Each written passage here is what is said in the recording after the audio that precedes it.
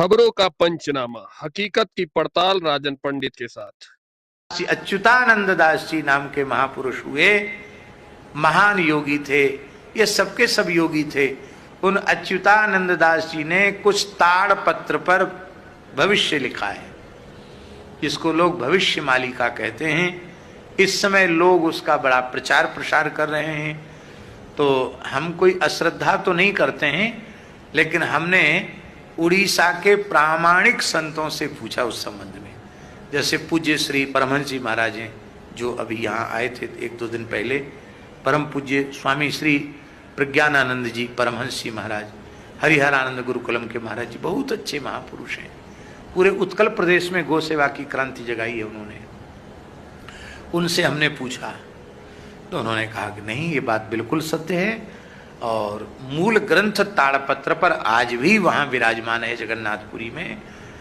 और उनकी जितनी भविष्यवाणियां हैं वे सब की सब सत्य हुई है। उन्होंने भविष्यवाणी की थी कि भारतवर्ष मुगलों के बाद अंग्रेजों का गुलाम होगा। जबकि जगन्नाथ दास, उनको अच्युतानंद दास जी को तो समाधि लिए 500 वर्ष से ऊपर हो गया। उस समय तो कोई अंग्रेज कोई बात थी नहीं, पर उन्होंने कहा था कि अंग्रेजों का शासन होगा। वो बात सत्य हुई। उन्होंने लिखा कि अमुक अमुक विक्रम संवत अमुक में देश स्वतंत्र होगा, लेकिन स्वतंत्रता के पहले ही उसके टुकड़े हो जाएंगे, तो पाकिस्तान बन गया। और वो म्लेच्छ देश होगा, ये भी उन्होंने लिखा है, वो भी सत्य हो गया। फिर उन्होंने लिखा कि जगन्नाथ मंदिर का पत्थर गिरेगा तो समझ लेना कि अब वहां महाविनाश आने वाला है। तो ऊपर से जगन्नाथ मंदिर का पत्थर भी गिरा, जो आज भी वहां पड़ा हुआ है।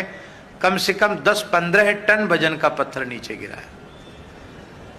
ध्वजा में आग लग जाएगी, 2-3 बार आग लग चुकी है ध्वजा में। इतना जोर का तूफान आएगा कि नील चक्र टेढ़ा हो जाएगा। नील चक्र भी कुछ टेढ़ा हो गया। चूना झरने लग जाएगा, ये भी वो भी सब बात उन्होंने लिखी है। और जगन्नाथ जी के वस्त्र में आग लग जाएगी, वो भी लिखा है कि ये सब चिन्ह जब आ जाएं तब समझ लेना। और जगन्नाथ मंदिर का कल्प वृक्ष भग्न हो जाए तूफान में, तब समझ लेना कि अब महाविनाश आने वाला है। और ये तृतीय विश्व युद्ध का संकेत होगा, ऐसा अच्युतानंद दास जी ने लिखा है। और कहा तीसरे विश्व युद्ध के बाद चौथा विश्व युद्ध का कोई उन्होंने संकेत नहीं किया, पर तृतीय विश्व युद्ध का संकेत किया है। और संसार में ऐसी परिस्थितियां बन रही हैं कि उससे लगता है कि ये युद्ध कभी न कभी हो जाएगा, क्योंकि जब से शुरू हुआ है वो बंद नहीं हुआ, कहीं न कहीं चल रहा है। और जैसे ही 10-20 देश इकट्ठे एक दूसरे के आमने सामने हुए, विश्व युद्ध हो जाएगा। तो उस विश्व युद्ध में बहुत भारी नरसंहार होगा, इतने लोग मारे जाएंगे। अच्युतानंद दास जी लिखते हैं कि विश्व की जनसंख्या मात्र 64 करोड़ रह जाएगी। कितनी? इस समय कितने हैं? 8 अरब से ऊपर। मात्र 64 करोड़ लोग जिंदा रह जाएंगे। उनमें 31 करोड़ भारत में होंगे। बचेंगे कौन? बोले जो भगवत शरणागत भक्त होंगे, जो गौ और ब्राह्मणों के उपासक होंगे, वैदिक सदाचार जिनके जीवन में होगा, उनको भगवान ही कृपा करके बीज रूप में बचा लेंगे, ऐसा भी लिखा।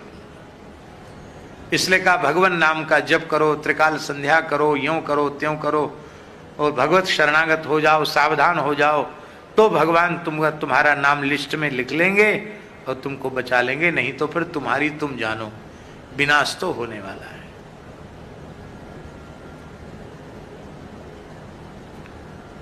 और उन्होंने भी ये बात लिखी है कि मरु और देवापी को भगवान इस धरती का शासन सौंप देंगे।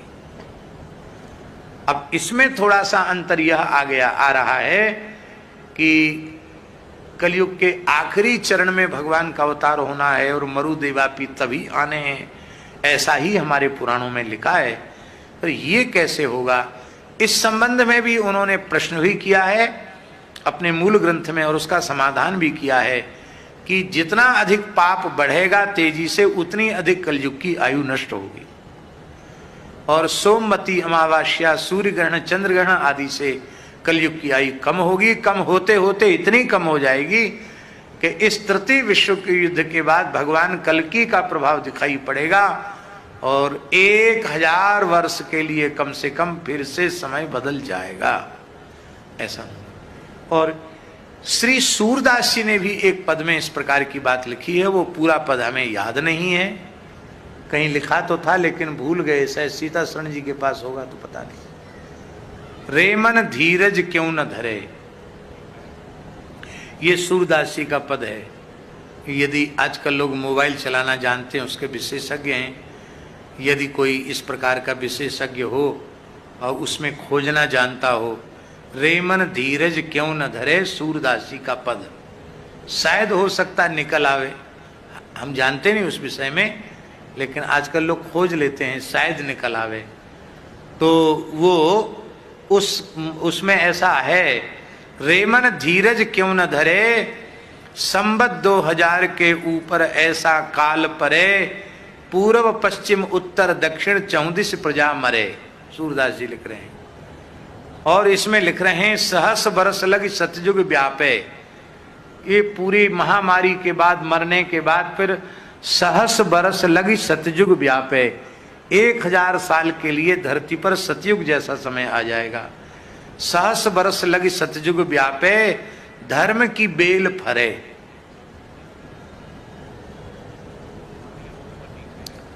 धर्म की बेल फलित हो जाएगी। और सूरदास यह हरि की लीला, टारे ना ही टरे, रेमन धीरज क्यों न धरे।